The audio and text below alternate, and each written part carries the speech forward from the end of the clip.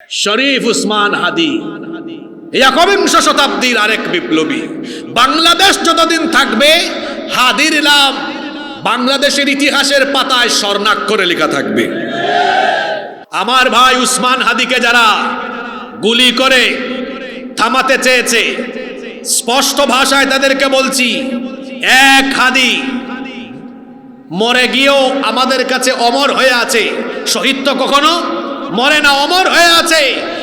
এই হাদিরা কখনো হারাবে না, বরং এদেশে যত যুবক তরুণেরা আছে তারা প্রত্যেকেই এক একজন হাদির প্রতিচ্ছবি হয়ে ভারতীয় আধিপত্যবাদ মোকাবেলায় বীর পুরুষের মতো মাথা উঁচু করে দাঁড়িয়ে থাকবে।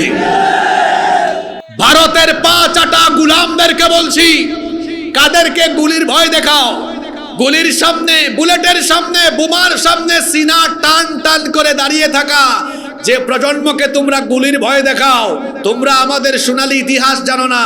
আমাদের পূর্বপুরুষদের সোনালী ইতিহাস জানা না থাকলে জেনে নাও, আমরা আমাদের পূর্বসূরীদের থেকে সিলসিলা পেয়েছি। এটা রক্তের সিলসিলা, এটা শাহাদাতের সিলসিলা।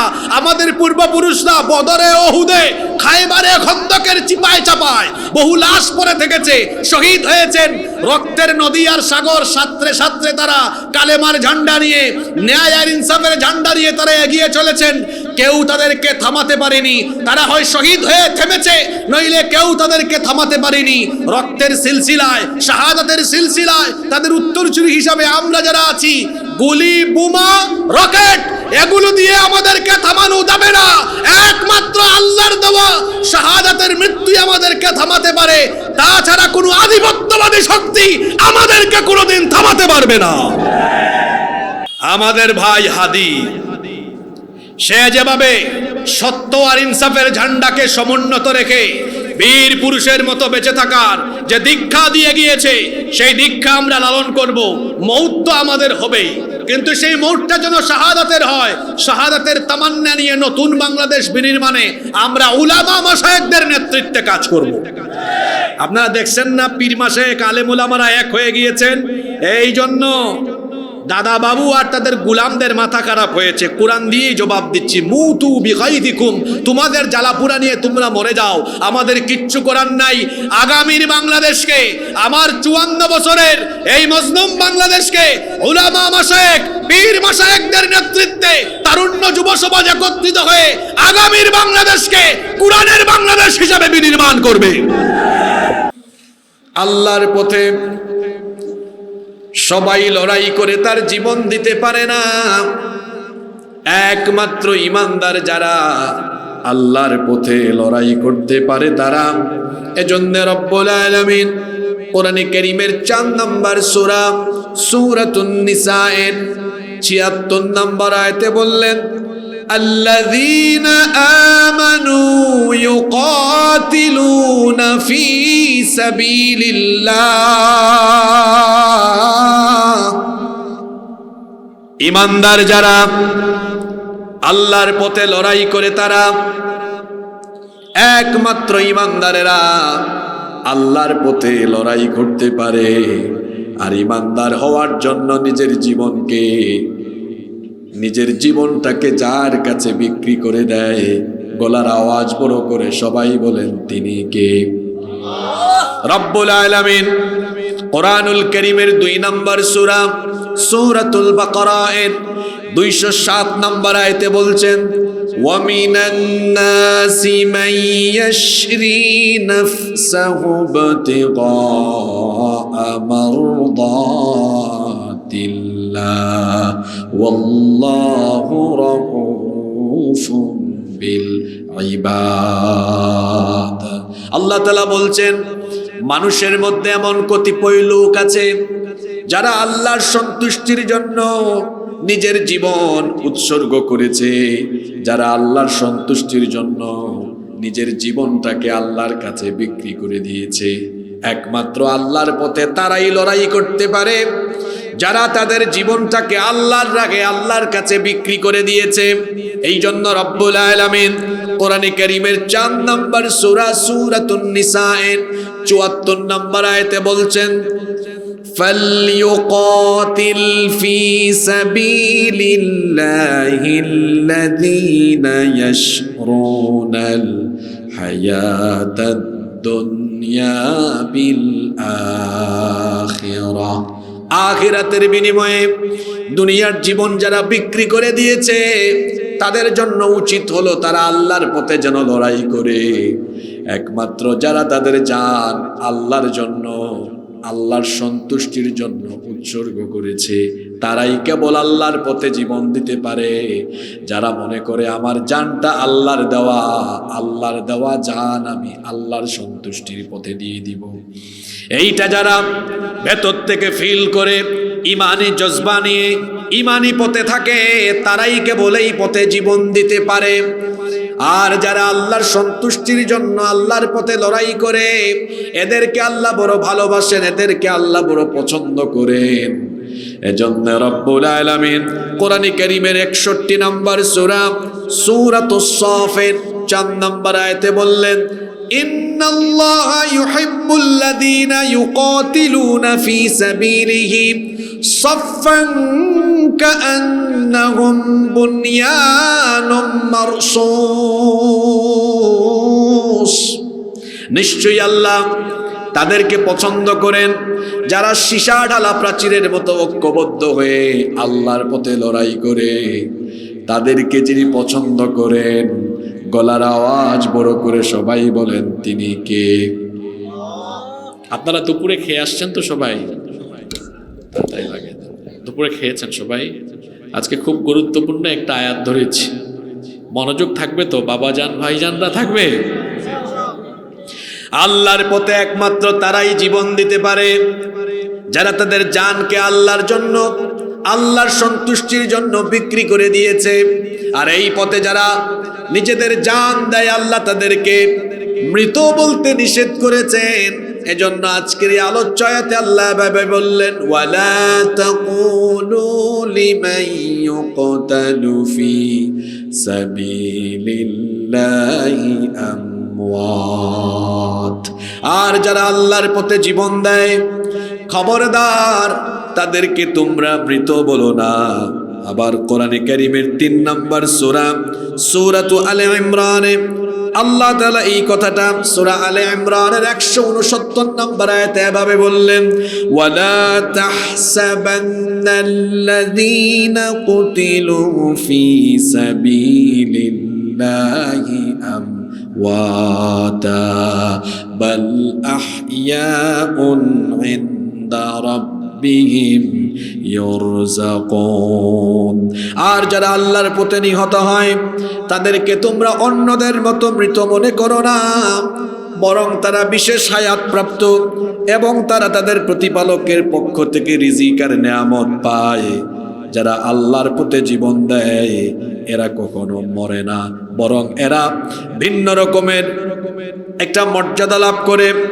আপনারা জানেন প্রত্যেক মানুষ যখন দুনিয়া থেকে চলে যায়, দুনিয়া থেকে যাওয়ার পরে আলমে বরজক বা কবরের মধ্যে এক ধরনের বিশেষ হায়াত সে পায়। সেখানে হয় সে আল্লাহর সন্তুষ্টির ভিত্তিতে, হয় সে সেখানে পুরস্কৃত হয় অথবা আযাবপ্রাপ্ত হয়। কিন্তু যারা শহীদরা ভিন্ন রকমের মর্যাদা লাভ করে। মুসলিম শরীফের মধ্যে হাদিস এসেছে, আল্লাহর নবী বলেছেন, শহীদদের শরীর থেকে যখন রূহ বের হয়ে যায় তখন তাদের রূহ, তাদের আত্মা জান্নাতি এক ধরনের বিশেষ সবুজ পাখির মধ্যে প্রতিস্থাপন করা হয়।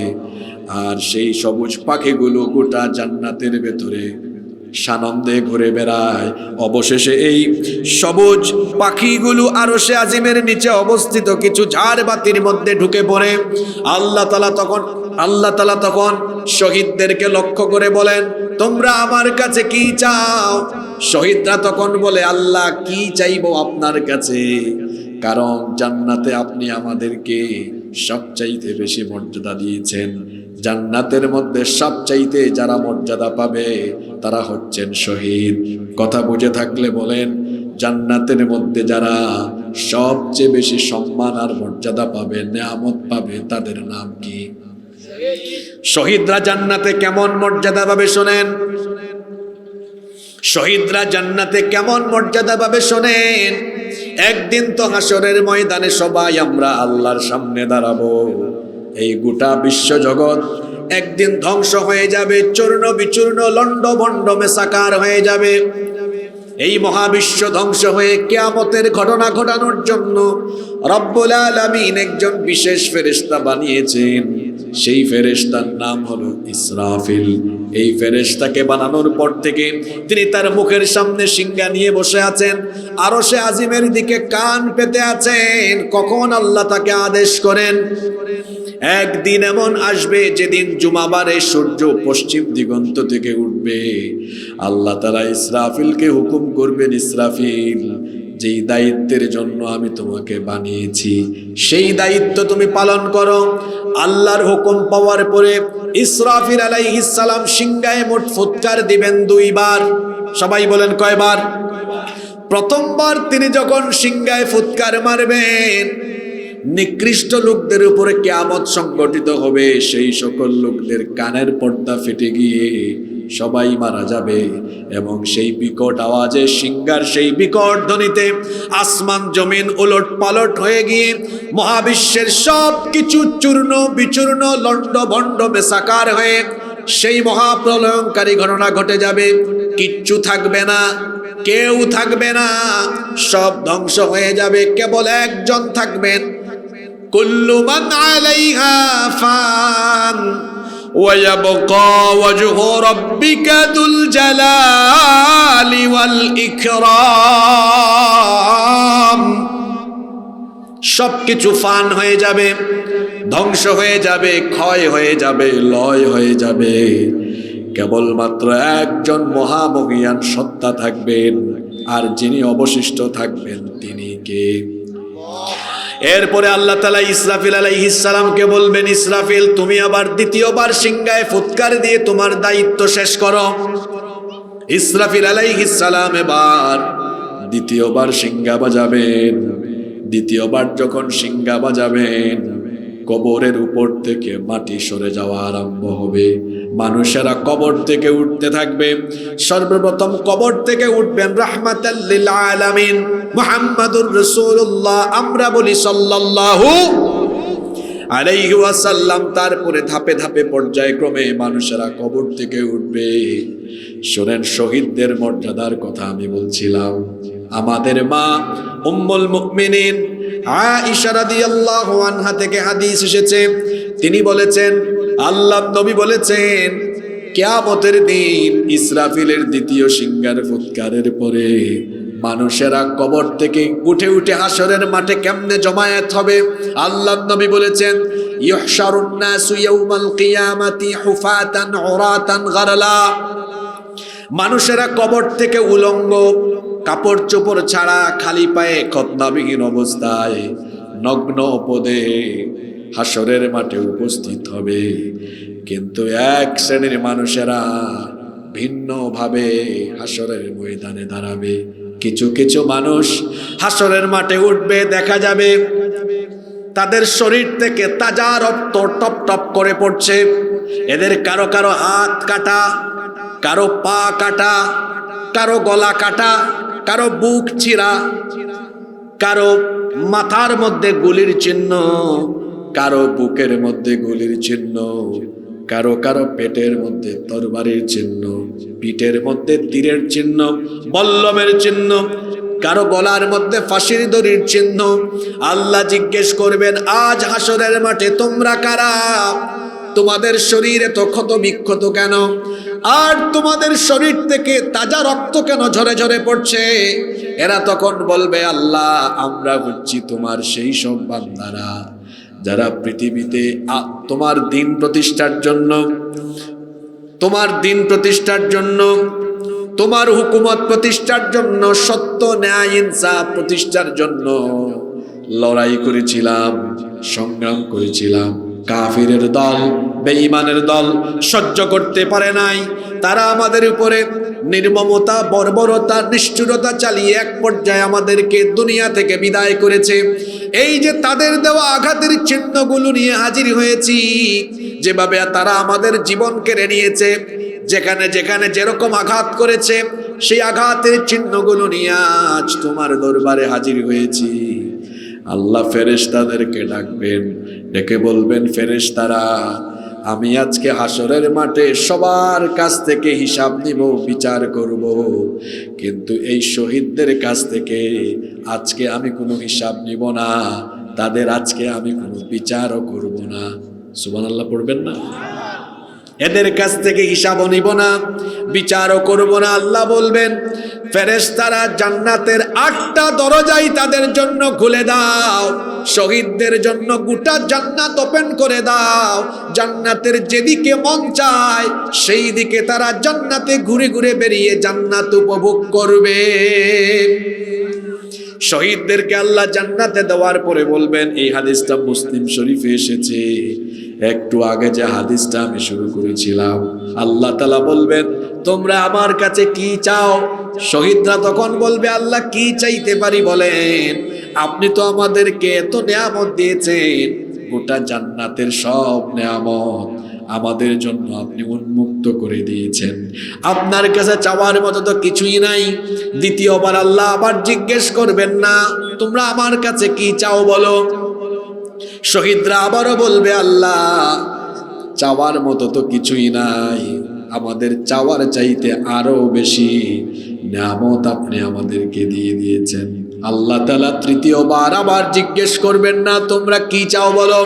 শহীদরা বুঝবে তার মানে কিছু না কিছু আল্লাহর কাছে চাইতেই হবে। তখন শহীদরা বলবে, আল্লাহ আপনি যেহেতু আপনার কাছে চাইতে বলেছেন, আমরা আপনার কাছে হায়াত চাইলাম। কথা শুনতেছেন? আমরা হায়াত চাচ্ছি, আবার আমাদেরকে জীবন দিয়ে দুনিয়ায় পাঠান। আল্লাহ বলবেন, কি ব্যাপার, শহীদেরা আবার কেন হায়াত চাও? তারা তখন বলবে, মাবুদ গো, শহীদ হলে জান্নাতে এত মর্যাদা পাওয়া যায়, এখন তো জান্নাতে এসে নিজের চোখে দেখলাম, দুনিয়ায় থাকতে অত ভালো করে বুঝি নাই। যদি বুঝতাম একটা সেকেন্ডও নষ্ট করতাম না, হায়াতের প্রত্যেকটা সেকেন্ড শুধু তোমার পথে লড়াই করে করে কাটাতাম, যাতে করে শহীদ হয়ে তোমার কাছে আরো মর্যাদাবান হয়ে আসতে পারি। মাবুদ গো, চাইতেই যেহেতু বলেছ, আবার হায়াত দাও, যাতে করে দুনিয়ায় গিয়ে আবার তোমার দ্বীনের পক্ষে আবার লড়াই করে শহীদ হতে পারি। শহীদদের এটা ছাড়া আর কোনো চাওয়া থাকবে না। শুধু তাই নয়, খেয়াল করে শোনেন, বুখারীর বর্ণনায় হাদিস এসেছে, আল্লাহর নবী বলেছেন, মা আহাদুন ইয়াদখুলুল জান্নাতা ইউহিব্বু আন ইয়ারজিআ ইলা দুনিয়া। জান্নাতে যাওয়ার পরে কোনো জান্নাতি আর জান্নাত থেকে বের হয়ে দুনিয়ায় আসতে চাইবে না। ওয়ালাহু মা আলাল আরদি মিন শাইইন ইল্লা শাহীদ। এমনকি কোনো জান্নাতীকে যদি বলা হয়, তোমাকে জান্নাত থেকে বের করে এখন গোটা দুনিয়ার মালিক বানিয়ে দেওয়া হবে, তুমি কি জান্নাত থেকে বের হয়ে গোটা দুনিয়ার মালিকানা লাভ করতে চাও নাকি? আল্লাহর নবী বলেছেন, এই অফারও যদি দেওয়া হয়, এই অফারও যদি দেওয়া হয়, তারপরেও কোনো জান্নাতি জান্নাত থেকে বের হতে চাইবে না, তবে ইল্লা শহীদ, শহীদ ছাড়া। কারণ শহীদকে যদি বলা হয় তুমি কি চাও, আল্লাহর নবী বলেছেন, ইয়াতামান্না আইয়ারজিআ ইলা দুনিয়া ফায়ুকতাল 10 মাররাতিন লিমা ইয়ারা মিনাল কারামাহ। আল্লাহর নবী বলেছেন, শহীদকে যদি বলা হয় তুমি কি জান্নাত থেকে বের হয়ে দুনিয়াতে যেতে চাও নাকি, শহীদ একবার, দুইবার, তিনবার নয়, এই হাদিসে নবীজি বলেছেন, শহীদকে অফার করা হলে কমপক্ষে 10 বার সে দুনিয়াতে এসে আবার শহীদ হওয়ার জন্য আল্লাহর কাছে কামনা করবে। শাহাদাতের মৌত হলো শ্রেষ্ঠ মৌত, শাহাদাতের মৃত্যু হলো শ্রেষ্ঠ মৃত্যু। আপনাদের এই চুনারু ঘাটে কেউ যদি ব্রেইন স্ট্রোক করে মারা যায়, হার্ট অ্যাটাক করে মারা যায়, কেউ যদি জ্বরে আক্রান্ত হয়ে মারা যায়, ক্যান্সারে আক্রান্ত হয়ে মারা যায়, কিংবা অন্য যে কোনো মরণ ব্যাধিতে আক্রান্ত হয়ে কেউ যদি মারা যায়, বলেন তো মরার পরে সবার জন্য হিসাব নিকাশ বিচারের ব্যবস্থা আছে না নাই? কিন্তু এক শ্রেণীর মানুষ যারা শহীদ, আল্লাহ তাআলা তাদেরকে এত মর্যাদা দিয়েছেন, শহীদদের কাছ থেকে আল্লাহ কোনো হিসাব নেবেন না, বিচারও করবেন না। শহীদদেরকে আল্লাহ তাআলা বিনা হিসাবে বিনা বিচারে তার জান্নাত দিয়ে দিবেন। বিনা হিসাবে বিনা বিচারে, কথাগুলো খেয়াল করে শোনেন, বিনা বিচারে বিনা। এই জন্য স্বয়ং আল্লাহর নবী নিজেই শাহাদাতের জন্য কেমন তামান্না পোষণ করতেন শোনেন। বুখারীর বর্ণনায় হাদিস এসেছে, আল্লাহর নবী বলছেন, ওয়াল্লাযী নাফসি বিয়াদি, ওই সত্তার কসম যার হাতে আমার প্রাণ, লাওয়াদিতু আন্নী উকতালু ফি সাবিলিল্লাহ সুম্মা আহইয়া সুম্মা উকতাল সুম্মা আহইয়া সুম্মা উহইয়া সুম্মা উকতাল সুম্মা উহইয়া সুম্মা উকতাল। আল্লাহর নবী বলেছেন, আল্লাহর কসম করে বলছি, আমার ইচ্ছে হয়, আমার মন চায় আল্লাহর রাস্তায় লড়াই করে আমি শহীদ হই, আবার আমাকে জীবন দাও, আবার আমি শহীদ হই, আবার যদি জীবন দেওয়া হয় আমার মন চায় আবার আমি শহীদ হই। সুবহানাল্লাহ। আমার দেশে কিছু নবী প্রেমিক আছে, এমন নবী প্রেমিক দেখবেন নবী প্রেমের টেলায় হুক্কুর হুক্কুর জিকির করে। সত্যিকারের নবী প্রেমিক হলে নবীজির এই যে চেতনা, এই তামান্না লালন করো। আল্লাহর নবী চাইতেন, আমার মন চায় আল্লাহর পথে লড়াই করব, আল্লাহর পথে জীবন দিব, আবার জীবন দেওয়া হবে, আবার আল্লাহর পথে লড়াই করব, কারণ আমাদের জীবনটা কার? এই জন্য বিখ্যাত বিখ্যাত সাহাবীরাও প্রতিটি মোনাজাতে শাহাদাতের দোয়া করতেন। সাইয়েদনা ওমর ফারুক রাদিয়াল্লাহু আনহু সব সময় এই দোয়াটা করতেন, আল্লাহুম্মা রযুকনি শাহাদাতান ফি সাবিলিক ওয়াজআল মাউতি ফি বালাদি রাসূলিক। কি চমৎকার দোয়া তিনি করতেন। তিনি বলতেন, হে আল্লাহ, তুমি তোমার বান্দা এই ওমরকে রসুলের পবিত্র শহরে মৃত্যু দিও, আর মরণের সময় শাহাদাতের মৃত্যু নসিব করে দিও। সুবহানাল্লাহ। কেন আল্লাহর নবী এবং সাহাবীরা কেন শহীদ হওয়ার জন্য তামান্না পোষণ করতেন? কারণ শাহাদাতের মৌত, এই মৌতের চাইতে শ্রেষ্ঠ কোনো মৌত আর নাই। এখানে আমরা যারা আছি, আমরা কি একদিন মারা যাব না? সবাই সবাই চলে যাব। যারা আমাদের আগে এসেছেন, চলে গিয়েছেন, এখনো অনেকে চলে যাচ্ছেন, চলে যাব, আমরাও সবাই চলে যাব। মৌত কার কিরকম হয় আমরা জানি না, কিন্তু যারা আল্লাহর পথে লড়াই করে আল্লাহর পথে জীবন দেয়, যারা শহীদ হওয়ার মর্যাদা পায়, তাদের সম্মান আল্লাহর কাছে এত বেশি। কোরআনে কারীমের 4 নম্বর সূরা সূরাতুন নিসায়ের 74 নম্বর আয়াতে আল্লাহ তাআলা বলছেন, ওয়া মান ইউকাতিল ফি সাবিলিল্লাহি ফায়ুকতাল আও ইয়াগলিব ফাসাউফা নু'তিহি আজরান আযীমা। আর যারা আল্লাহর পথে লড়াই করে জীবন দেয়, অথবা জীবিত থাকে, শহীদ হোক কিংবা গাজী হোক, উভয়কেই যিনি মহান পুরস্কারে পুরস্কৃত করেন, গলার আওয়াজ বড় করে সবাই বলেন, তিনি কে?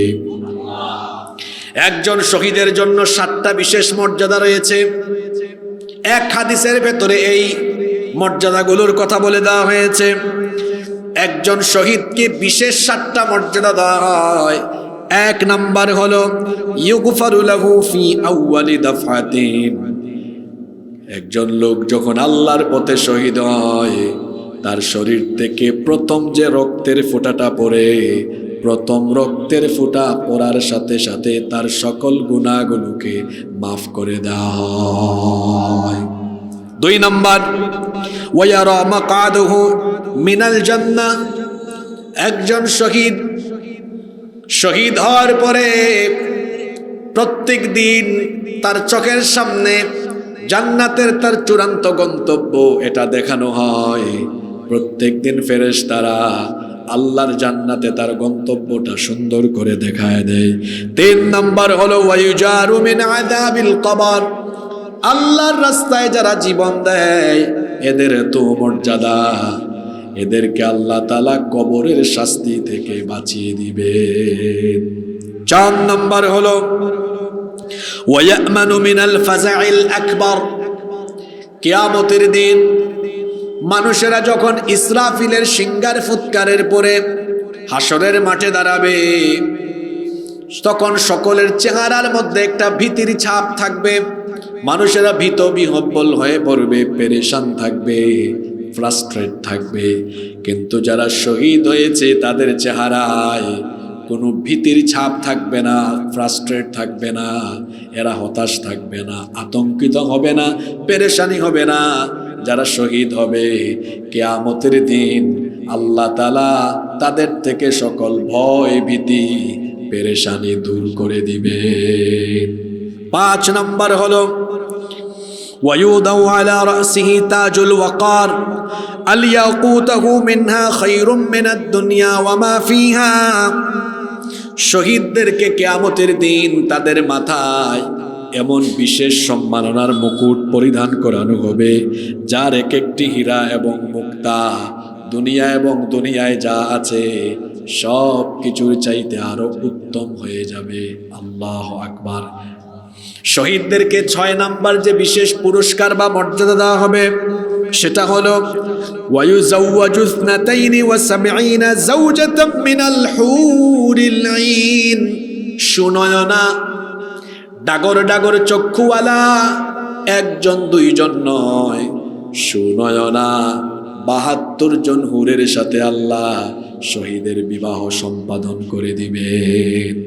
7 নাম্বার হলো ওয়ায়ুশাফাউ ফি 70 মিন আকারিবি।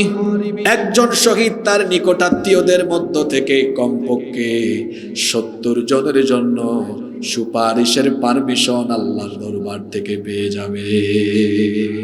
এই রকম মর্যাদা শহীদদেরকে যিনি দিয়েছেন, গলার আওয়াজটা বাড়িয়ে একটু সবাই বলেন তো তিনি কে? এই জন্য আল্লাহর রাসূলের সাহাবীরা শাহাদাতের জন্য পাগল পাড়া ছিলেন, শহীদ হওয়ার জন্য তারা দেওয়ানা ছিলেন, শহীদ হওয়ার জন্য তারা আকাঙ্ক্ষা লালন করতেন। কেমন আকাঙ্ক্ষা লালন করতেন শুনেন, আপনাদেরকে 2টা ঘটনা শোনাই। সবার মনোযোগ আছে তো? এখানে বেশ কিছু যুবক ভাইদেরকে আমি দেখতে পাচ্ছি, আবার আজকে যারা আয়োজনটা করেছেন তারাও যুবক। যৌবন বয়সে মানুষের শরীরে শক্তি থাকে কম না বেশি? যৌবন বয়সে মানুষের শরীরে শক্তি বেশি থাকে, এই জন্য উন্মাদনাও থাকে। এই বয়সেই মানুষ যদি শয়তানের খপ্পরে পড়ে তাহলে কেরিয়ার নষ্ট হবে, চরিত্র ধ্বংস হবে। এই বয়সে তো যুবক তরুণরা অনেকেই তামাশায় নিমজ্জিত হয়। কেউ বা বাইক দেখছেন, আমি আসার সময় দেখলাম রাস্তাঘাটে ডানে 1 কাইত বামে 1 কাইত পাকপাকুম করে চালায়। তেল বেশি তো শরীরে, যৌবনের ঠেলায়, এই উন্মাদনায় যা মন চায় তাই করে। মোবাইল ফোন একটা হাতে পেয়েছে, এটা তো হলো চরিত্র বিধ্বংসী শয়তানি এক মারাত্মক উপাদানের নাম। কারণ এটার অপব্যবহার যদি কেউ করা শুরু করে তাহলে চরিত্রের কোনো বালাই আর থাকবে না, একদম ধ্বংস হয়ে যাবে। যেই বয়সে যুবকরা উন্মাদনায় থাকে, যেই বয়সে যুবকেরা রং তামাশায় মত্ত থাকে, এখনকার যুবকদের কথা বলছে, এই বয়সে রাসূলের সাহাবীরা আল্লাহর পথে জীবনটা বিলিয়ে দেওয়ার জন্য পাগল পারা থাকতেন। সুবহানাল্লাহ পড়বেন না? এমন অনেক সাহাবীদের নাম আমরা জানি যারা বাসর ঘরে নতুন বউ রেখে আল্লাহর দ্বীনের জন্য জীবন বিলিয়ে দিয়েছেন।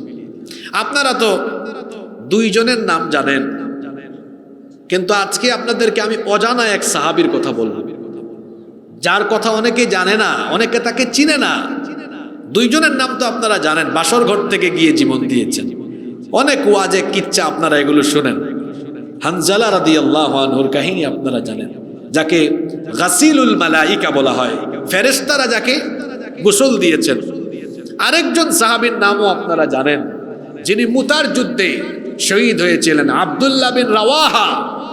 নতুন বিয়ে করে বাসরঘর থেকে চলে গিয়েছিলেন। কিন্তু আর একজন সাহাবী আছেন যার কথা অনেকেই জানেন না। এই সাহাবীর বীরত্ব গাথা যখন আমি নিজে বলি, আমার নিজেরও গায়ের লোম দাঁড়িয়ে যায়। আল্লাহর নবীর একজন সাহাবী ছিলেন হযরতে জুলাইবিব রাদিয়াল্লাহু আনহু। তিনি ছিলেন অত্যন্ত বেটে মানুষ। এই সিলেট অঞ্চলে বেটে লোককে বলা হয় বাট্টি। বেটে লোককে বাট্টি বলেন না আপনারা? হবিগঞ্জে কি বলেন? খাটো বা বাট্টি বলে। হযরত জুলাইবিব রাদিয়াল্লাহু আনহু বয়সে তরুণ একজন যুবক, দেখতে বেশি খাটো, নাকটা হলো চ্যাপ্টা, শরীর হলো, চামড়া হলো কুচকুচে কালো, দেখতে অত্যন্ত বিশ্রী, কুৎসিত চেহারার মানুষ, যাকে একবার দেখলে আরেকবার তাকাতেও ইচ্ছে হতো না। এই রকমের কুৎসিত বিশ্রী বেটে, কুচকুচে কালো চামড়ার অধিকারী, নাক ও চ্যাপ্টা, ঠোঁটগুলো মোটা মোটা, এই রকমের একজন সাহাবী নাম হলো জুলাইবিব, যিনি অখ্যাত বংশের মানুষ ছিলেন, গরিব মানুষ ছিলেন, বংশ বড় ছিল না। আপনারা জানেন এখানে আলেমরাও বসে আছেন, জাহেলি যুগে যার গোত্র বড় ছিল তার ক্ষমতাও বেশি থাকতো, যার বংশ বড় তার ক্ষমতাও বেশি থাকতো। কিন্তু এই জুলাইবিবের বংশ ছিল ছোট, অখ্যাত বংশ ছিল, এমন দরিদ্র তিনি ছিলেন, তার কোনো ঘর বাড়ি পর্যন্ত ছিল না। মসজিদে নববীর পাশে আহলুস সুফফায় তিনি থাকতেন। আসমান ছিল তার শামিয়ানা, মাটি ছিল তার বিছানা। এতটাই দরিদ্র একজন মানুষ যে পানি পান করার কোনো পাত্র তার কাছে ছিল না। পানির কুয়ায় গিয়ে 2 হাতের অঞ্জলি ভরে পানি পান করতেন। এতটাই দরিদ্র মানুষ ছিলেন।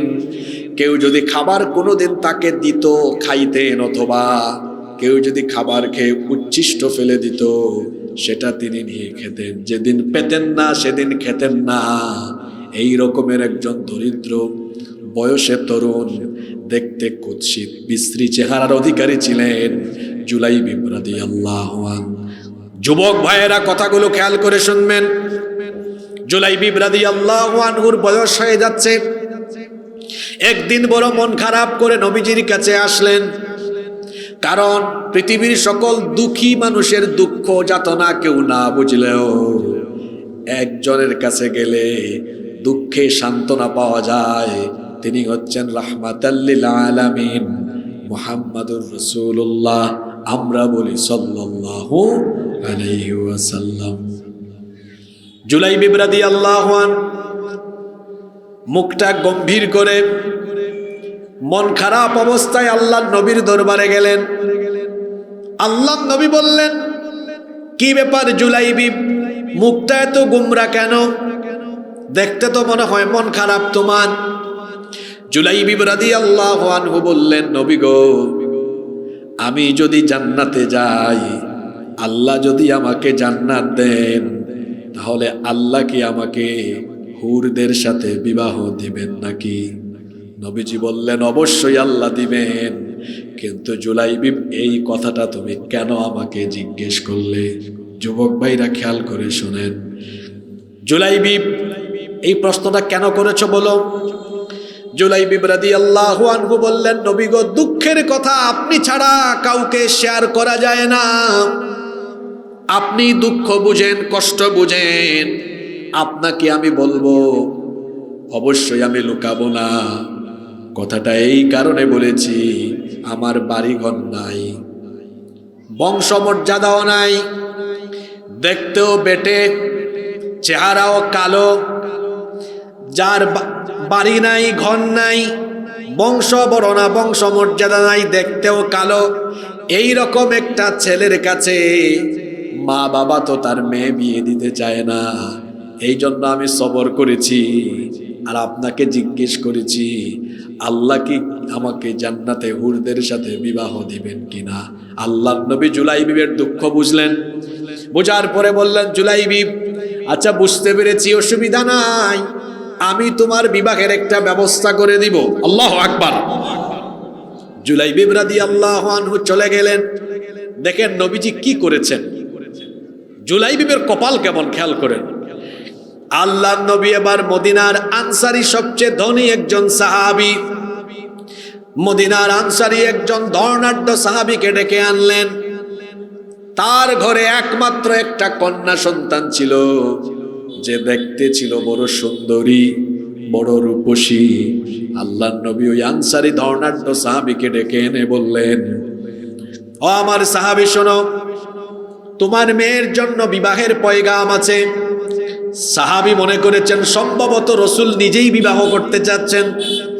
তিনি বললেন, ওগো আল্লাহর নবী, আমার মেয়েকে যদি আপনি বিবাহ করতে চান আমার কোনো আপত্তি নাই, এটা তো আমার জন্য সৌভাগ্যের, রাহমাতাল লিল আলামিন, আমার মেয়েকে বিয়ে করবেন, আমার এতে কোনো আপত্তি নাই।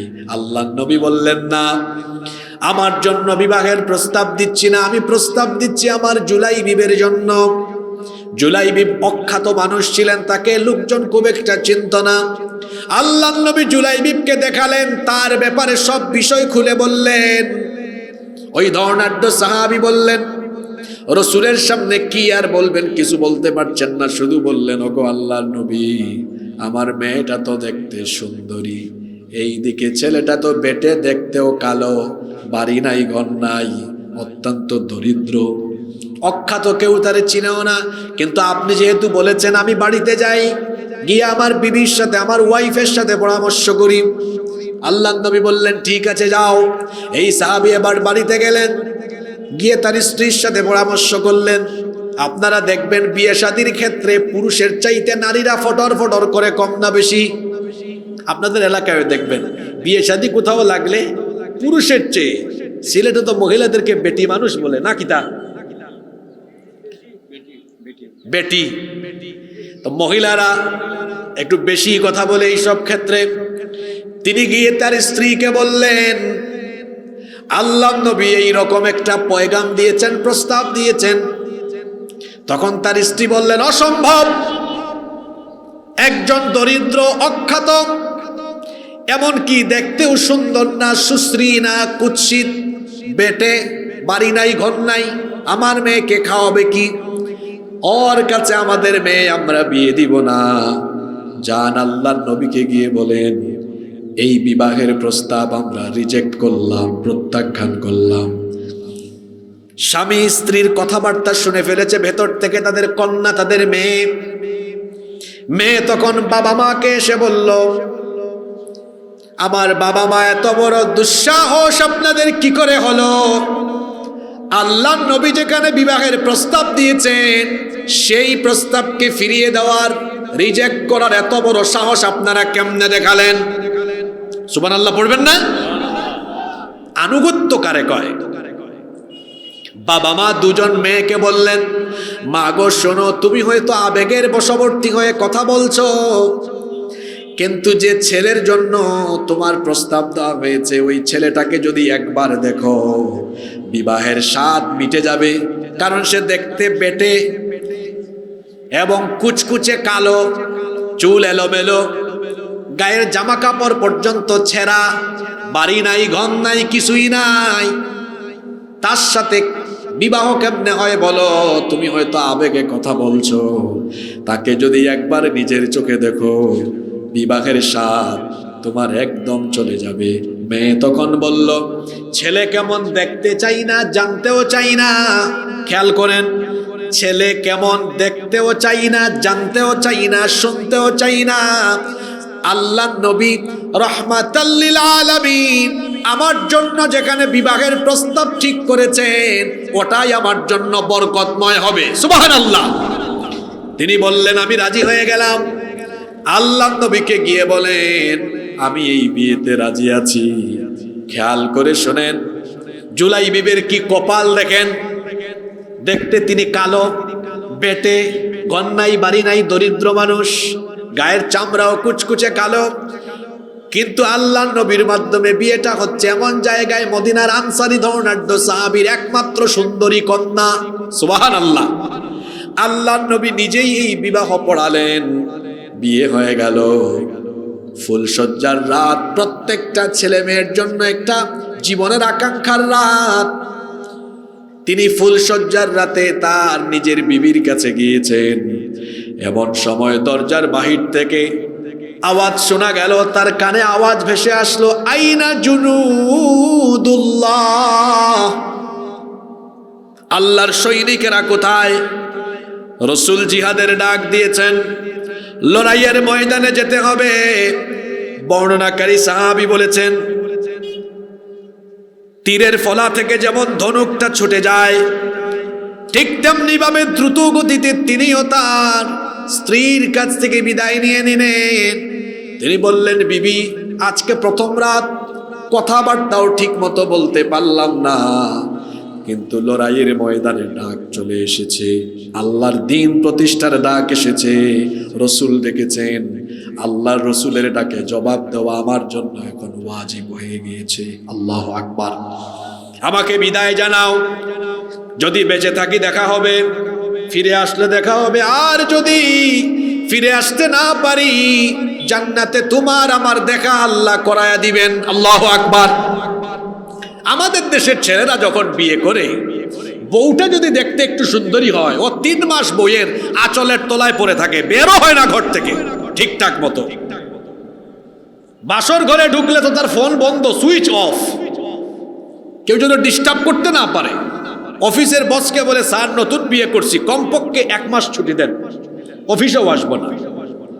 আপনিও যুবক আর জুলাইবিও যুবক, পার্থক্য দেখেন। নতুন বউয়ের সাথে বেশিক্ষণ কথা বলতে পারেন নাই, লড়াইয়ের ডাক এসেছে, লড়াই করতে হবে। বিবির কাছ থেকে বিদায় নিয়েছেন, বেঁচে থাকলে ফিরে আসবো, দেখা হবে, আর বেঁচে আসতে না পারলে শহীদ হব, কিয়ামতে তোমার আমার মিলন হয়ে যাবে। আল্লাহু আকবার। লড়াইয়ের ময়দানে গেলেন, খোলা তরবারি হাতে নিয়ে সিংহ শাবকের মতো লড়াই করতে লাগলেন। অনেকগুলো কাফেরকে জাহান্নামে পাঠিয়ে তিনিও এক পর্যায়ে শাহাদাতের সুধা পান করলেন। যুদ্ধ শেষ হয়ে গেল, আল্লাহর নবী লড়াইয়ের ময়দানে আসলেন, সাহাবীদেরকে বললেন, যারা যারা শহীদ হয়েছে প্রত্যেকের লাশগুলো একত্রিত করো।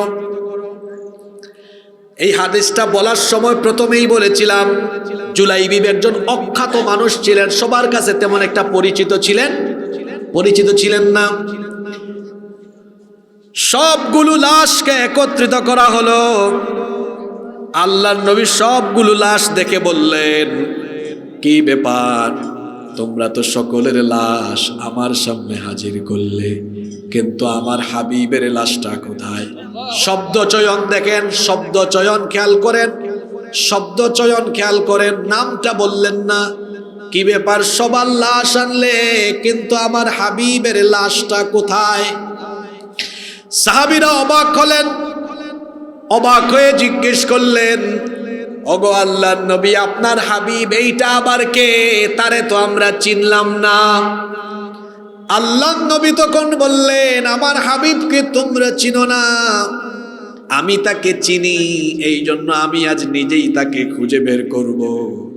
আল্লাহর নবী হাঁটতে লাগলেন, হেঁটে হেঁটে এক জায়গায় গিয়ে দেখলেন 6-7টা কাফেরের লাশ পড়ে আছে, তার ঠিক পাশেই একটা নিথর দেহ পড়ে আছে, ধুলাবালু গোটা শরীরে লেগে আছে, মুখমণ্ডলে এত ধুলাবালু লেগেছে, যার কারণে চেহারাটা বোঝাও যাচ্ছে না। আল্লাহর নবী সেখানে গেলেন, যাওয়ার পরে আল্লাহর নবী তার এই বরকতময় হাত জুলাইবিব রাদিয়াল্লাহু আনহুর মুখের উপরে লাগালেন। আহারে, জুলাইবিবের জায়গায় যদি আমি বা আপনি থাকতে পারতাম, আল্লাহর নবীর বরকতময় হাত যদি আমাদের মুখে লাগতো, আমার আপনার জীবনটা ধন্য হয়ে যেত। আল্লাহর নবী জুলাইবিবের মুখ থেকে তার বরকতময় হাত দিয়ে ধুলাবালুগুলো সরালেন। এরপরে আল্লাহর নবী তার কুলের উপরে জুলাইবিবের লাশটা, মাথাটা রেখে সাহাবীদেরকে ডাকলেন, সাহাবীরা আসো, এসে দেখো আমার হাবিবকে তোমরা চিনো না, এই জুলাইবিব হলো আমার হাবিব, এটাই হলো আমার হাবিব। এই কথা বলে আল্লাহর নবী জুলাইবিবের লাশটাকে ডান দিকে ঘুরায় দিলেন। সাহাবীরা বললেন, নবী গো, জুলাইবিবের লাশটাকে ডান দিকে ঘুরায় দিলেন কেন? আল্লাহর নবী বললেন, সাহাবীরা, তোমরা তো আমার জুলাইবিবের কথা জানো না, অখ্যাত বংশের মানুষ, দরিদ্র পরিবার, ঘর নাই বাড়ি নাই, কাপড় পরতে পারে না, খাইতে পারে না, এমন দরিদ্র ছিল আমার জুলাইবি। বিবাহের জন্য একটা আশা নিয়ে আমার কাছে এসেছিল, আমি নিজেই তার বিবাহ পড়িয়েছি, কিন্তু সে আমাকে তার বিবির চাইতে, দুনিয়ার সবকিছুর চাইতে কতটা ভালোবাসে এটার নজরানা সে পেশ করেছে।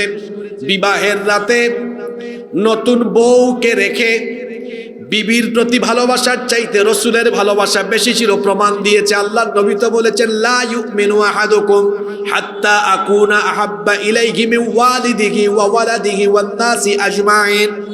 তোমাদের কেউ ততক্ষণ পর্যন্ত মুমিন হতে পারবে না যতক্ষণ না আমি তার কাছে তার পিতা সন্ততি এমনকি দুনিয়ার সবকিছুর চাইতে সর্বাধিক প্রিয় না হব। রসুল হবেন আমাদের কাছে দুনিয়ার সব চাইতে প্রিয়, এমনকি আমার আপনার জীবনের চাইতেও যিনি হবেন প্রিয়। নবীজি সাহাবীদেরকে বললেন, আমার জুলাইবি তার ভালোবাসার নজরানা দেখিয়েছে। দেখো, বাসর ঘরে তার বউয়ের সাথে সময় কাটাতে পারে নাই, লড়াইয়ের ময়দানের ডাক সুরে এখানে এসে আমার প্রেমে, আমার জন্য, আল্লাহর জন্য জীবনটাকে বিলিয়ে দিয়েছে।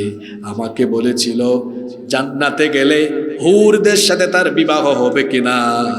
সে যখন শহীদ হয়েছে, তার শাহাদাতে আল্লাহ এত খুশি হয়েছেন, তার এই রূহটাকে নেওয়ার জন্য, জুলাইবিবের জন্য আল্লাহর জান্নাতি ফেরেশতারা তো নেমে এসেছে, সাথে সাথে তাকে গ্রহণ করার জন্য জান্নাতি হুরেরা ঝাঁকে ঝাঁকে এগিয়ে আসতেছে। আমার জুলাইবিব লজ্জাশীল, লজ্জা পাবে এই জন্য চেহারাটা ডান দিকে ঘুরায় দিয়েছে। এরপরে আল্লাহর নবী জুলাইবিবের দিকে লক্ষ্য করে বললেন, জুলাইবিব, সাহাবীরা তোমরা সাক্ষ্য থাকো, জুলাইবিব তুমি আমার, আমি তোমার। কথাটা বুঝছেন? হ্যাঁ, যারা একটু ভেতর দিলের কান দিয়া কথা শুনতেছেন, এটা বুঝতেছেন কথাটার ওজন কি। আপনি আপনার ভালোবাসার স্ত্রীকে, এখন যুবকরা তো হালাল হারাম রিলেশন করে গার্লফ্রেন্ড বানায়, কয় তুমি আমার, আমি তোমার। হ্যাঁ, ব্লক লিস্টে ফেলাও। আল্লাহ রসুল জুলাইবিবকে বললেন, ভালোবাসার নজরানা দেখাইছো, তুমি পাস করেছো। আমি বললাম আমি তোমার হয়ে গেছি, তুমিও আমার হয়ে গিয়েছো। আল্লাহু আকবার। শাহাদাতের মউত শ্রেষ্ঠ মউত, বিচার নাই, হিসাব নাই, বিনা বিচারে বিনা হিসাবে আল্লাহর জান্নাতের দুয়ার খুলে যায়। সুবহানাল্লাহ। এটা সাহাবীরা বুঝতেন, এই জন্য বিবি ফালাইয়া থুইয়া নতুন বউ সুন্দরী স্ত্রী দেখে শহীদ হয়ে গিয়েছে। সাহাবীরা এটা বুঝতেন বলে দুনিয়ার লোভ লালসা চাকচিক্য তাদেরকে ধরে রাখতে পারে নাই, জীবনটাকে আল্লাহর তরে অকাতরে বিলীন করে দিয়েছেন। কিন্তু আমাদের পারবে, ইমান তো এরকম হবে। সাহাবীরা এমন ছিলেন। শাহাদাতের মউত এটা যেহেতু শ্রেষ্ঠ মউত, এই জন্য রসুলের সাহাবীরা শহীদ হওয়ার সুযোগ পাইলেই জীবনকে আল্লাহর রাহে বিলিয়ে দেওয়ার প্রতিযোগিতা করেছেন। সুবহানাল্লাহ। দেখুন, মুসলিম শরীফের আরেকটা হাদিস আপনাদেরকে শোনাই। বদরের যুদ্ধ আপনারা জানেন, ইসলামের প্রথম যুদ্ধ, কঠিন যুদ্ধ, এটা অসম যুদ্ধ। মুসলমানদের সংখ্যা 313 আর কাফিরদের সংখ্যা কত? 1000। অর্থবল, সৈন্যবল, জনবল, যুদ্ধাস্ত্র বা যুদ্ধের উপকরণ সব দিক থেকে মুসলমানরা কাফিরদের থেকে পিছিয়ে। আল্লাহ নবী বড় চিন্তিত হয়ে গেলেন। চিন্তার আরো একটা বড় কারণ হলো, যুদ্ধের ময়দানে যারা মুখামুখি, এরা হলো রক্তের মানুষ। পরিস্থিতি এমন ছিল, ছেলে ইসলাম কবুল করেছে কিন্তু বাবা করে নাই। বাপ ছেলে যুদ্ধের মাঠে মুখামুখি, ভাতিজা ইসলাম কবুল করেছে, চাচা করে নাই, চাচা ভাতিজা মুখামুখি। বিষয়টা সহজ না কঠিন? আল্লাহ নবী চিন্তায় পড়ে গেছেন, এখন যদি রক্তের চেতনায় টান মারে তাহলে তো বদরের যুদ্ধে বিপদ ঘটবে, পরাজয় ঘটবে। একজন সাহাবী মিকদাদ বিন আমর রাদিয়াল্লাহু আনহু তিনি তো বুঝে ফেললেন। ফাকামা তিনি দাঁড়িয়ে গেলেন। দাঁড়িয়ে তখন বললেন, ওগো আল্লাহর নবী, আপনি মনে হয় পেরেশানি করছেন যে আমরা ঠিকঠাক মতো লড়াই করি কিনা। ওয়াল্লাহি, আল্লাহর কসম, লা নাকুলু লাকা কামা ক্বালাত বানু ইসরাঈল লিমূসা। বনি ইসরাইলের লোকেরা মুসা নবীর সাথে যুদ্ধে গিয়েছিল একবার, আমালিকা সম্প্রদায়ের সাথে জিহাদ করবে। কোরআনে কারিমে এই ঘটনাটা কিন্তু বিস্তারিত এসেছে। তারা যুদ্ধের মাঠে গিয়ে ওদের শক্তি সামর্থ্য দেখে ভয় পেয়ে বলেছিল, নবী মূসা, আমরা তো আসছিলাম যুদ্ধ করতে, কিন্তু এদের শক্তি সামর্থ্য দেখে আমাদের মনে হচ্ছে কুলাইতে পারবো না, আমরা যুদ্ধ করব না। এক কাজ করেন, ইযহাব আনতা ওয়া রাব্বুকা ফাকাতিলা ইন্না হাহুনা কাঈদুন, আপনি আর আপনার রব দুজন মিলে যুদ্ধ করেন, আর আমরা এখানে দাঁড়ায় দাঁড়ায় দেখি। নাউজুবিল্লাহ পড়বেন না? মিকদাদ রাদিয়াল্লাহু আনহু বললেন, ওদের মতো আমরা এই বেয়াদবি আপনার সাথে করব না, বরং আমরা আপনাকে ঘোষণা দিচ্ছি, ইযহাব আনতা ওয়া রাব্বুকা ফাকাতিলা ইন্না মাআকুমা মুকাতিলুন, আমাদেরকে লড়াইয়ের ময়দানে নিয়ে চলুন। যতক্ষণ আমাদের দেহে প্রাণ থাকবে ততক্ষণ আমরা আল্লাহর পথে লড়াই করে করে আমরা আপনার সাথেই থাকবো। সুবহানাল্লাহ।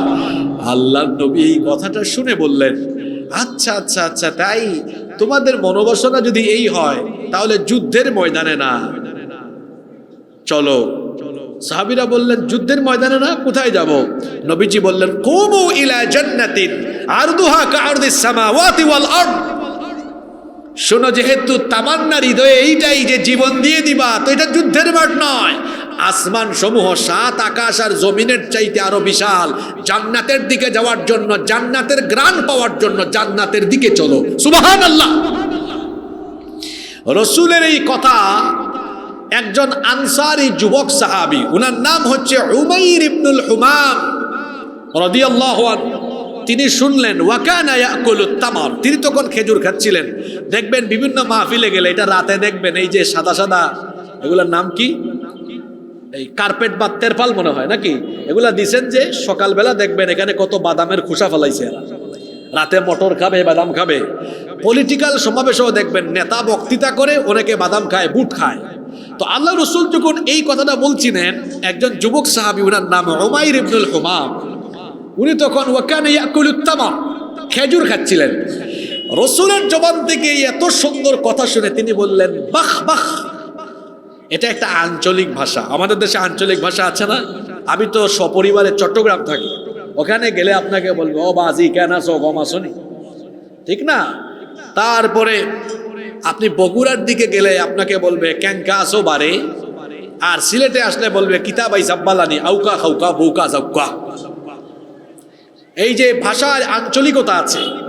আরবিতেও এইরকম আল-লুগাতুল ফুসহা বা ফসিহ বিশুদ্ধ আরবিও আছে, আল-লুগাতুল মাহাল্লি বা আঞ্চলিক আরবিও আছে। আরব দেশে গেলে দেখবেন কত রকমের কথা বলে। যেমন এখানে আলেমরা আছেন, আমরা বিশুদ্ধ আরবিতে বলি, যেমন ইংরেজিতে আমরা বলি লুক, দেখো, এটাকে আরবিতে বলে উনদুর, তাকাও, লক্ষ্য করো। কিন্তু অঞ্চল ভেদে আঞ্চলিক ভাষায় আরবরা আবার এটাকে বলে শুফ, শুফ, দেখো। এরকম আরবদের মধ্যে ভিন্ন। এই যে পানির বোতল, এটা আরবিতে বিশুদ্ধ আরবি মাউন, কেউ বলে মিয়া, কেউ বলে মোয়া, মানে এক এক এলাকায় গেলে এক এক ভাষা হয়ে যায়। দেখছেন না, আমরা সিলেট এক লাগান, মৌলভীবাজার এক লাগান, হবিগঞ্জ যাইলে আর এক লাগান, ঠিক আছে নানি কথা? আর আমার বাড়ি যে সিলেট, আপনারা এখানে জানেননি না? জানেন না? আচ্ছা, তো আমিও সিলেটি মাত আল্লাহ দিলে পালাও জানি, অসুবিধা নাই। আপনার মা তো তুরা তুরা হইতাম পারি আমি, আপনারা যে একটা হবিগঞ্জির টান আছে নানি, এটা আমি ভারি, কারণ ছাত্র জামানাত হবিগঞ্জি বাই আমার লগে আসলাম, তো টান খেস্তাকে শুনতে শুনতে কিছু তুরা টান শিখছিলাম তখন। যাই হোক, এই সাহাবী এই কথা শুনে বললেন, বাহ বাহ, এটার বিশুদ্ধ আরবি মুরাদিফ হলো মা আহসানাহু ওয়া মা আযমাহু। কি ফ্যান্টাস্টিক, কি চমৎকার কথা বলেছেন, কি দারুণ কথা বলেছেন, যে লড়াইয়ের ময়দানে না, জান্নাতের দিকে যাব। রাসূল বললেন, নাম, অবশ্যই, বালা। সাহাবী তখন বললেন, আপনার জবান থেকে এই কথা শুনেছি আমি, লা ইন আনা হুইয়িতু আন আকুলা তামারাতি হাদিহি ইন্নাহা লা হায়াতুন তাওয়িলা। এখন যদি আপনার জবান থেকে এই কথা শুনে খেজুর খাইয়া সময় নষ্ট করতে থাকি, জান্নাতে ঢুকতে লেট হবে আমার। হাত থেকে খেজুরের প্যাকেট ফেলে দিয়ে উলঙ্গ তরবারি হাতে নিয়ে বদরের যুদ্ধে ঝাঁপিয়ে পড়ে অনেকগুলো কাফেরকে জাহান্নামে পাঠিয়ে তিনিও শাহাদাতের সুধা পান করেছেন। আল্লাহু আকবার। যখন যখন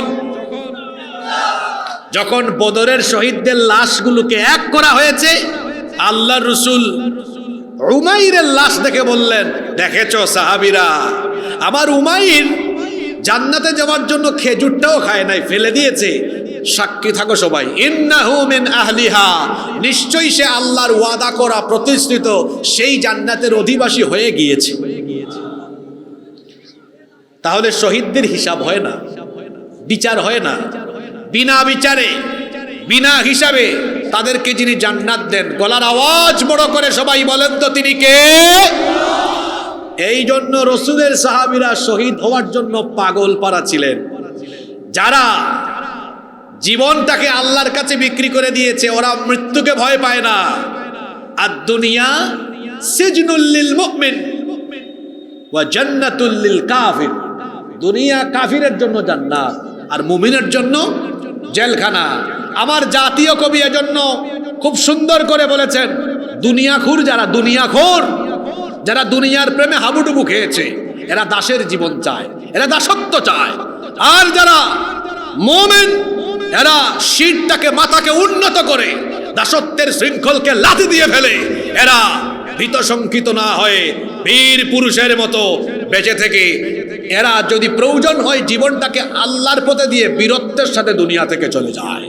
এজন্য তিনি বড় চমৎকার লিখেছেন, উহারা চাহুক দাসের জীবন, আমরা শহীদি দরজা চাই, নিত্য মৃত্যু ভিতরা, মোরা মৃত্যু কোথায় খুঁজে বেড়াই। কি কবিতা লিখেছেন! এমনিতেই জাতীয় কবিকে আমি বড় পছন্দ করি, খুব ভালোবাসি। এত কবিতা, এত গজল লিখেছেন আমার নবীকে নিয়ে। হ্যাঁ, কি মহব্বত ছিল আজানের প্রতিও। লিখেছে কি দেখেন, মসজিদেরই পাশে আমায় কবর দিও ভাই, যেন ঘুরে থেকেও মুয়াজ্জিনের আযান শুনতে পাই। মসজিদেরই পাশে আমায় কবর দিও ভাই। কবরটা মসজিদের পাশেই হয়েছে, হয় নাই? বিপ্লবী, বিপ্লবী কবি, আমার জাতীয় কবি। আমি শুধু তাকে জাতীয় কবি বলি না, তিনি বিশ্বকবি। আজকে এই বিপ্লবীর পাশে আরেক বিপ্লবীর কবর খোঁড়া হচ্ছে, এই বিপ্লবীর পাশে আরেক বিপ্লবীর কবর খোঁড়া হচ্ছে। নাম কি? নাম কি? শরীফ উসমান হাদি, একবিংশ শতাব্দীর আরেক বিপ্লবী। বাংলাদেশ যতদিন থাকবে, হাদির নাম বাংলাদেশের ইতিহাসের পাতায় স্বর্ণাক্ষরে লেখা থাকবে। নিঃসন্দেহে এটা শাহাদাতের মউত, এতে কোনো সন্দেহ নাই। আমরা আল্লাহর দরবারে দোয়া করছি, আল্লাহ আমাদের ভাই শরীফ উসমান হাদিকে তুমি শাহাদাতের সর্বোচ্চ মর্যাদা দান করে দাও। বাইতুল মুকাররমের খতিব, বাইতুল মুকাররমের সম্মানিত খতিব, আমাদের শ্রদ্ধাভাজন অভিভাবক ফদিলাতুল শেখ মুফতি আব্দুল মালিক হাফিজাহুল্লাহু ওয়া রাআহ, গতকাল জুমার বক্তৃতায়, জুমার বয়ানে খুব চমৎকার কথা বলেছেন। আপনারা শুনছেন কিনা ওনার জুমার বয়ানটা? যারা শুনেন নাই, ফেসবুকে, ইউটিউবে শুনে নেবেন। ওনার বক্তব্য শুনে আমি বড় খুশি হয়েছি। আর মনে হয়েছে জাতীয় মসজিদের মিম্বরে, মিম্বর তার যোগ্য ব্যক্তিকেই খুঁজে পেয়েছে। বীরত্বের সাথে তিনি কথাগুলো বলেছেন। আমার সময় শেষ হয়ে যাচ্ছে, আসরের আজানের সময়। আমি কথাগুলো সংক্ষেপে বলছি। আমার ভাই উসমান হাদিকে যারা গুলি করে থামাতে চেয়েছে, স্পষ্ট ভাষায় তাদেরকে বলছি, এক হাদি মরে গিয়েও আমাদের কাছে অমর হয়ে আছে। শহীদ তো কখনো মরে না, অমর হয়ে আছে। এই হাদি, হাদিরা কখনো হারাবে না। বরং এদেশে যত যুবক তরুণেরা আছে, তারা প্রত্যেকেই এক একজন হাদির প্রতিচ্ছবি হয়ে ভারতীয় আধিপত্যবাদ মোকাবেলায় বীর পুরুষের মতো মাথা উঁচু করে দাঁড়িয়ে থাকবে। ভারতের পা চাটা গুলামদেরকে বলছি, কাদেরকে গুলির ভয় দেখাও, গুলির সামনে, বুলেটের সামনে, বোমার সামনে সিনা টান টান করে দাঁড়িয়ে থাকা যে প্রজন্মকে তোমরা গুলির ভয় দেখাও, তোমরা আমাদের সোনালী ইতিহাস জানো না। আমাদের পূর্বপুরুষদের সোনালী ইতিহাস জানা না থাকলে জেনে নাও, আমরা আমাদের পূর্বসূরীদের থেকে সিলসিলা পেয়েছি। এটা রক্তের সিলসিলা, এটা শাহাদাতের সিলসিলা। আমাদের পূর্বপুরুষরা বদরে, ওহুদে, খায়বারে, খন্দকের চিপায় চাপায় বহু লাশ পড়ে থেকেছে, শহীদ হয়েছেন। রক্তের নদী আর সাগর সাঁতরে সাঁতরে তারা কালেমার ঝান্ডা নিয়ে, ন্যায় আর ইনসাফের ঝান্ডা নিয়ে তারা এগিয়ে চলেছেন। কেউ তাদেরকে থামাতে পারেনি। তারা হয় শহীদ হয়ে থেমেছে, নইলে কেউ তাদেরকে থামাতে পারেনি। রক্তের সিলসিলায়, শাহাদাতের সিলসিলায় তাদের উত্তরসূরি হিসাবে আমরা যারা আছি, গুলি, বোমা, রকেট এগুলো দিয়ে আমাদেরকে থামানো যাবে না। একমাত্র আল্লাহর দেওয়া শাহাদাতের মৃত্যু আমাদেরকে থামাতে পারে। তাছাড়া কোনো আধিপত্যবাদী শক্তি আমাদেরকে কোনোদিন থামাতে পারবে না। শেষ করে দিচ্ছি। আমি আপনাদেরকে শেষ কথা যেটা বলবো, আমাদের ভাই হাদি, সে যেভাবে সত্য আর ইনসাফের ঝান্ডাকে সমুন্নত রেখে বীর পুরুষের মতো বেঁচে থাকার যে দীক্ষা দিয়ে গিয়েছে, সেই দীক্ষা আমরা লালন করব। মৌত তো আমাদের হবেই, কিন্তু সেই মৌতটা যেন শাহাদাতের হয়। শাহাদাতের তামান্না নিয়ে নতুন বাংলাদেশ বিনির্মাণে আমরা উলামা মাশায়েখদের নেতৃত্বে কাজ করব। আপনারা দেখছেন না, পীর মাশায়েখ, আলেম উলামারা এক হয়ে গিয়েছেন। এই জন্য দাদা বাবু আর তাদের গোলামদের মাথা খারাপ হয়েছে। কোরআন দিয়েই জবাব দিচ্ছি, মুতু বিগাইদিকুম, তোমাদের জ্বালাপুরা নিয়ে তোমরা মরে যাও, আমাদের কিচ্ছু করার নাই। আগামীর বাংলাদেশকে, আমার 54 বছরের এই মজলুম বাংলাদেশকে উলামা মাশায়েখ, পীর মাশায়েখদের নেতৃত্বে তারুণ্য যুব সমাজ একত্রিত হয়ে আগামীর বাংলাদেশকে কোরআনের বাংলাদেশ হিসাবে বিনির্মাণ করবে।